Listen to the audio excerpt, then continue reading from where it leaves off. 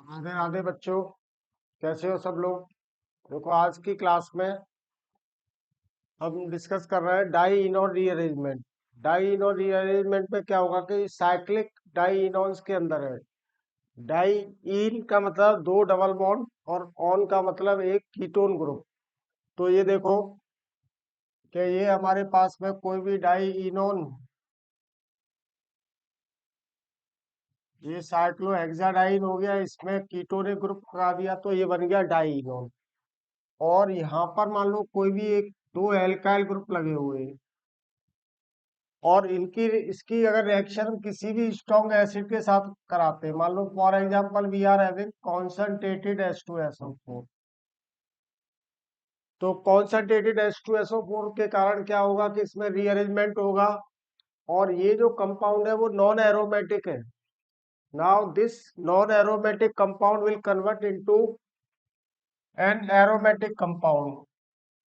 तो aromatic compound बना ये OH, यहाँ पर डबल बॉन्ड, ये डबल बॉन्ड, ये एल्काइल ग्रुप यहाँ आ गया और एक एल्काइल ग्रुप यहाँ आ गया। तो ये कंपाउंड जो हुआ वो क्या हुआ, नॉन एरोमेटिक। नॉन एरोमेटिक और रीअरेंजमेंट के बाद में ये कन्वर्ट हो गया एरोमेटिक कंपाउंड में, एरोमेटिक कंपाउंड। तो इस वाले रिएक्शन को हम कहते हैं क्या, डाई इनॉन रीअरेंजमेंट। अब देखो जो रिएजेंट है बेसिकली वो क्या है, यहाँ पर कोई भी strong acid like concentrated H2SO4 H3PO4 ले सकते हैं और जो सबस्ट्रेट है वो ऑर्गेनिक कंपाउंड में डाई इनॉन हो गया। तो सबस्ट्रेट क्या हुआ, सबस्ट्रेट डाई इनॉन, इसलिए इसको क्या कहते हैं हम, dienone rearrangement. And the reagent is strong acid. Strong acid का मतलब कोई भी रिएक्शन, देखो सवाल में क्या दिया हुआ रहेगा, जनरली H पॉजिटिव वो लिख देगा। तो H पॉजिटिव कहाँ से आ सकता है, कॉन्सनट्रेटेड H2SO4 या फिर H3PO4 एटसेट्रा। तो रिएक्शन को क्या बोल रहे हैं हम, डाई इनॉन रीअरेंजमेंट। अब देखो इसकी जो मैकेनिज्म है बेसिकली वो किस तरह से होगी, मैकेनिज्म देख लेते हैं नेक्स्ट पेज पर कि मैकेनिज्म।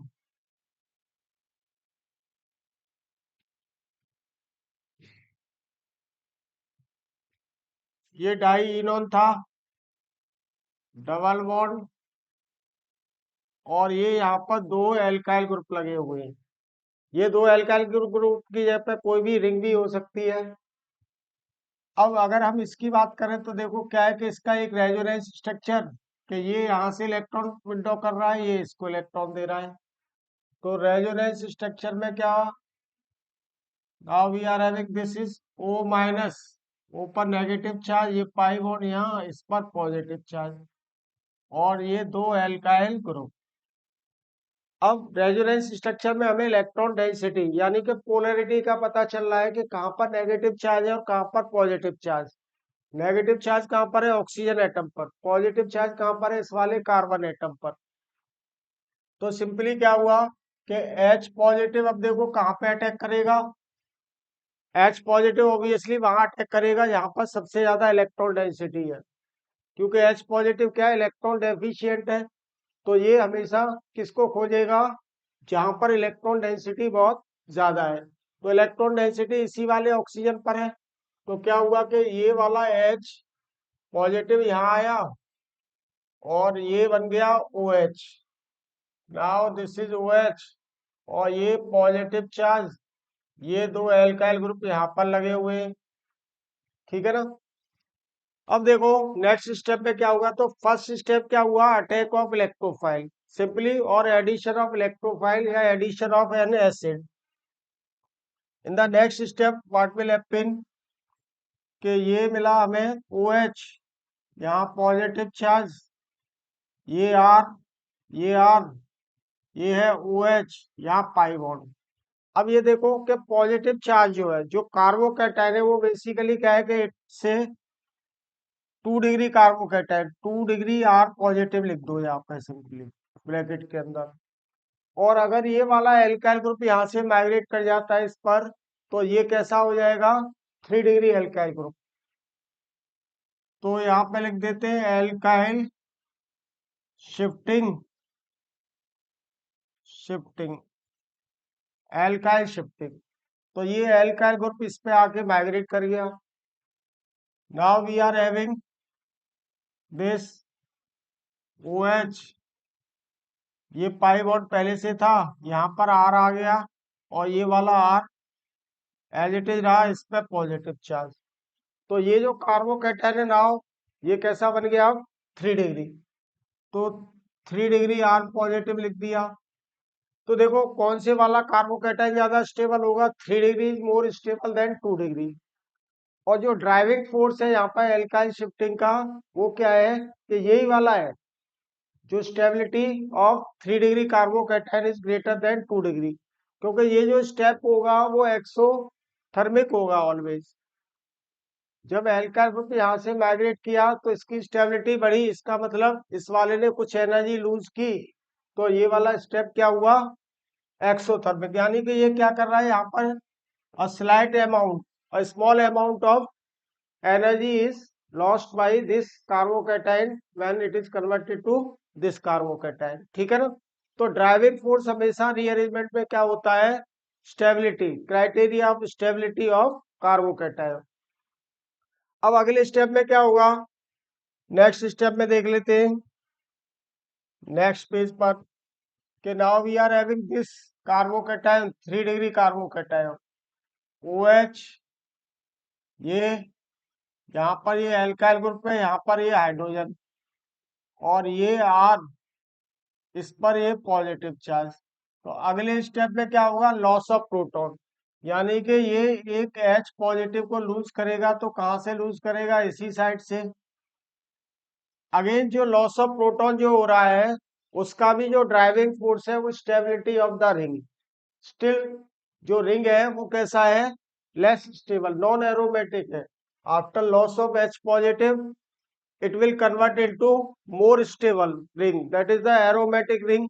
तो ये किस में कन्वर्ट हो गया, एरोमेटिक रिंग के अंदर। देखो ये OH आया, ये पाई बॉन्ड, ये यहाँ पर एल्काइल ग्रुप, और ये भी एल्काइल ग्रुप, प्लस ये क्या हुआ, H पॉजिटिव। तो 3 स्टेप का पूरा ओवरऑल मैकेनिज्म हुआ। फर्स्ट स्टेप में क्या किया कि हमने इलेक्ट्रॉन यानी पोलैरिटी पता कर ली। पोलैरिटी किसके थ्रू पता हुई, यहाँ पर रेजोनेंस इफेक्ट के थ्रू। मतलब रेजोनेंस स्ट्रक्चर हमने लिखा, उससे हमें पता चल गया कि कहाँ पर नेगेटिव चार्ज है और कहाँ पर पॉजिटिव चार्ज। तो जहां पॉजिटिव चार्ज है वहां तो न्यूक्लियोफाइल अटैक करेगा, और जहां नेगेटिव चार्ज है वहां पे इलेक्ट्रोफाइल अटैक करेगा। तो ऑब्वियसली रिएक्शन को जो कैटेलाइज कर रहा है वो इलेक्ट्रोफाइल यानी H पॉजिटिव एसिड कर रहा है। तो first step is the attack of electrophile, second is the rearrangement, and third step is the loss of proton. तो ये ओवरऑल स्टेप हुआ मैकेनिज्म का। अब देखो कि यहाँ पर एग्जाम्पल किस तरह के हो सकते हैं, तो इसमें एग्जाम्पल देख ले कि ये डाई इनोन दिया है हमें, ये वाला डाई इनोन है, और यहाँ पर 2 मिथाइल ग्रुप दे दिया CH3 और ये लिख दिया H पॉजिटिव, ये यहाँ पर एग्जाम्पल। ठीक है। तो वो क्या करेगा कि यहाँ पे ये पूछ लेगा कि प्रोडक्ट क्या होगा, what will be the possible product for this reaction, और 4 ऑप्शन दे देगा आपको। तो H पॉजिटिव के अटैक करने के बाद सिंपली यहाँ R की जगह पे मैंने क्या ले लिया, 2 मिथाइल ले लिए, तो डायरेक्ट लिख सकते हैं इस तरह का प्रोडक्ट, कुछ करना ही नहीं है। तो देखो ये क्या हो गया, यहाँ आया ये OH CH3 और ये CH3, यानी ये कन्वर्ट हो गया डाइनोन टू एरोमेटिक। एरोमेटिक में 3,4 डाई मिथाइल। देखो ये नेम भी साथ के साथ लिखते जाओ, जिससे कि आपकी IUPAC की भी प्रैक्टिस होती रहती है। क्योंकि हमने बहुत सारे सवालों में देखा कि वो नेम दे देता है कंपाउंड का, और रिएक्शन में अगर नेम दे रहा है, हम उसका स्ट्रक्चर नहीं बना पा रहे हैं, तब हम उसमें प्रोडक्ट डिसाइड नहीं कर पाएंगे। तो क्या हो जाएगा, 3,4 di methyl, di methyl phenol, 3,4 di methyl phenol, ये प्रोडक्ट हुआ। और दूसरा एग्जांपल लेते हैं, यहाँ पर देखो, और एग्जांपल ले लो नेक्स्ट पेज पर, कि हमको ये दिया हुआ है चाइनॉन, इस तरह से दिया है। अब यहाँ पर एक मान लो कि 5 मेंबर रिंग दे दिया, ये 5 मेंबर रिंग दे दिया, और ये H पॉजिटिव लिख दिया, या कॉन्सेंट्रेटेड H2SO4 इस तरह से लिख देगा, और यहाँ पूछ लेगा क्या प्रोडक्ट बनेगा, तो 4 ऑप्शन दे देगा आपको, 4 में से जो भी करेक्ट ऑप्शन होगा उस पर टिक करना है हमें। तो ये 5 मेंबर रिंग, तो इसके स्टेप देखो कि पहले जब हम रेजोनेंस स्ट्रक्चर लिखेंगे तो यहाँ पर OH आएगा, या मैं ऐसे लिख देता हूँ, पहले प्रोडक्ट लिख दूं फिर आपको स्टेप लिख के बता दूंगा कि दिस इज OH, और ये 6 मेंबर रिंग दूसरी हो जाएगी। तो इसके जो स्टेप है वो मैकेनिज्म में देख सकते हैं हम, मैकेनिज्म में स्टेप देख लें, मैकेनिज्म इस वाले का जो रेजोनेंस स्ट्रक्चर है वो डायरेक्टली लिखूंगा तो क्या आएगा, now we are getting this, या 2 पाई, या सॉरी ये O-, और ये वाला,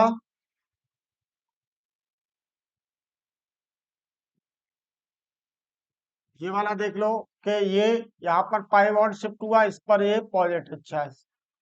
अब ये जो पॉजिटिव चार्ज है कार्बोकैटायन, यानी कैसा है ये 2 डिग्री है, तो 2 डिग्री कार्बोकैटायन।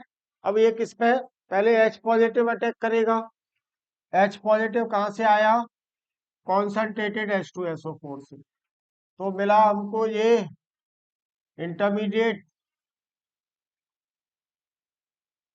यहाँ पर ये OH हो गया, ये पॉजिटिव चार्ज, ठीक है। अब ये 2 डिग्री कार्बोकैटायन में क्या होगा, रिंग एक्सपेंशन, रिंग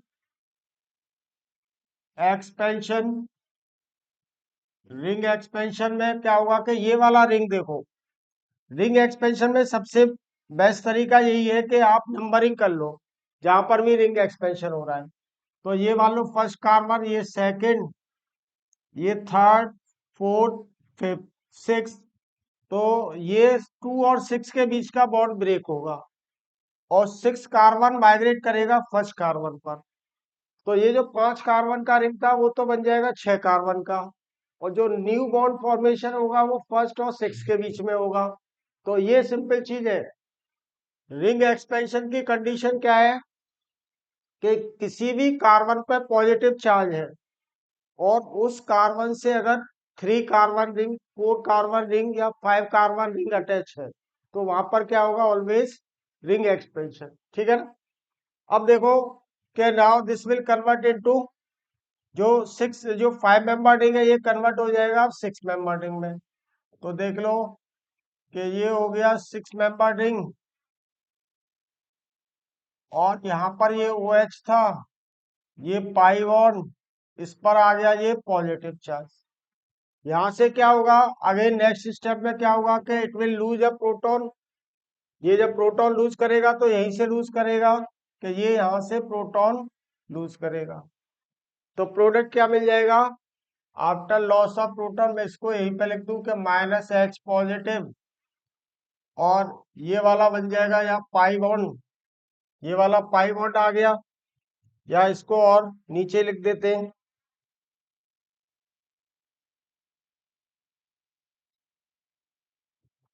तो ये यहाँ पे क्या हो रहा है कि ये इसने इलेक्ट्रॉन दिया, और देखो ये बन जाएगा ऊपर वाला ये, तो इसको यहाँ लिखेंगे तो क्या आएगा, ये इस तरह से मैंने लिख दिया कि ये 6 मेंबर रिंग, यहाँ पाई बॉन्ड, ये OH, यहाँ पे सर्किल बना दिया है, दोनों में बात एक ही है, कोई अंतर है नहीं दोनों में। तो ये देख लिया कि इसने H पॉजिटिव लूज किया, तो यहाँ -+H पॉजिटिव ये हो गया, ये क्लियर। तो सिंपली देख लो कि अगर यहाँ पर रिंग अटैच होगा, और रिंग कैसा है, 3 4 5 कार्बन का है तो रिंग एक्सपेंशन। अगर ये वाला रिंग मान लो 7 कार्बन का है तो उसमें क्या हो जाएगा, रिंग कॉन्ट्रैक्शन होगा ऑलवेज। और एग्जांपल लेते हैं हम दूसरा, और एक और एग्जांपल ले ले नेक्स्ट पेज पर। तो ये देख लो कि ये हमारे पास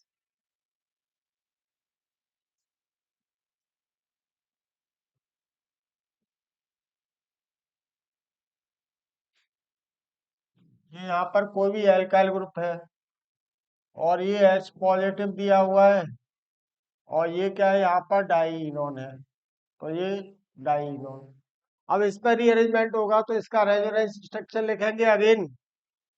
ये यहाँ पे अटैक करेगा पॉजिटिव चार्ज, ये मिथाइल यहाँ पे शिफ्ट हो जाएगा तो पॉजिटिव चार्ज यहाँ आएगा, यहाँ से प्रोटॉन लूज कर देगा। तो डायरेक्टली प्रोडक्ट लिख दिया हमने, क्या बना,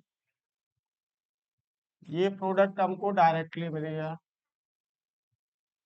इसी तरह से बता सारे स्टेप्स के थ्रू ये यहाँ पर एल्काइल ग्रुप आ गया। और देखो दूसरा एग्जांपल कि अगर ये मान लो इस तरह से है, रिंग वाला ही देख लेते हैं कि ये डबल बॉन्ड और ये यहाँ पर डबल बॉन्ड, दूसरा और ये रिंग दिया हुआ है, यहाँ पाई बॉन्ड, और यहाँ पर दे दिया मान लो ईटी दे दिया और ये एमई दे दिया। तो ईटी और एमई में किसका माइग्रेशन होगा, जिसका माइग्रेटरी एप्टीट्यूड ज्यादा है। फर्दर ये H पॉजिटिव तो मिला हमें, ये OH बन जाएगा, पाई बॉन्ड यहाँ शिफ्ट हुआ, ये वाला यहाँ शिफ्ट हो जाएगा और इस वाले रिंग में क्या होगा, रीअरेंजमेंट, ये वाले रिंग में ये रीअरेंजमेंट हुआ तो इथाइल यहाँ माइग्रेट किया है। तो एक ऑप्शन में आपको वो क्या दे देगा कि एमई यहाँ दे देगा, ईटी यहाँ दे देगा, या ईटी यहाँ दे देगा, इस तरह से 4 ऑप्शन में। तो करेक्ट ऑप्शन कौन सा होगा, ये वाला।